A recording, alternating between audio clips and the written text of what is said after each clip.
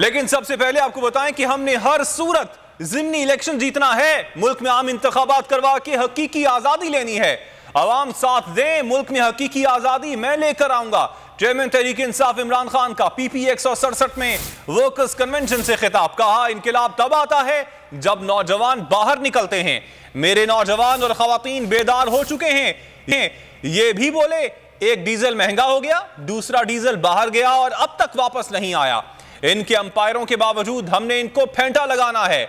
हमजा कुकड़ी और cherry blossom को भारत की तरह फेंटा लगाएंगे।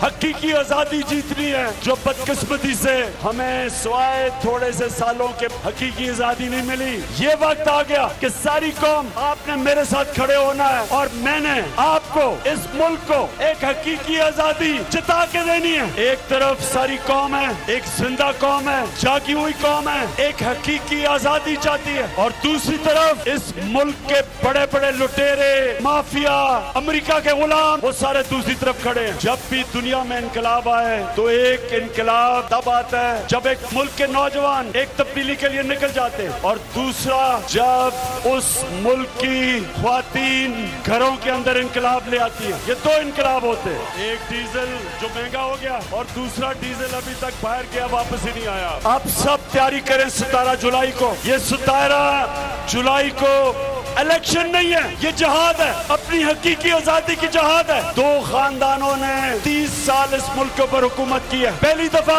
90 की दिहाई में दो दफा ये हुकूमतों को करप्शन पे निकाला गया। 10 सालों में इन्होंने फिर मुल्क को लूटा। जब इनका एहतसाब होता है ये बार भाग जाते हैं। पहले भी भगौड़ा नवाज शरीफ और जूते चमकाने वाला चेरी ब्लॉसम शहबाज शरीफ। इस बारी जब इनका एहतसाब होने लगा तो नवाज शरीफ फिर तुम दबा के फिर लंदन भाग गया, इसहाक डार को भी ले गया। अब ये सारे बाहर बैठे एक इंतजार कर रहे थे कि इमरान खान जाए और इनको एनआरओ मिले ताकि फिर वापस आ जाएं चोरी करने के लिए। ये जो इलेक्शन है ये अपने जीतना है और हमने हमजा कुकड़ी की हुकूमत खत्म करनी है।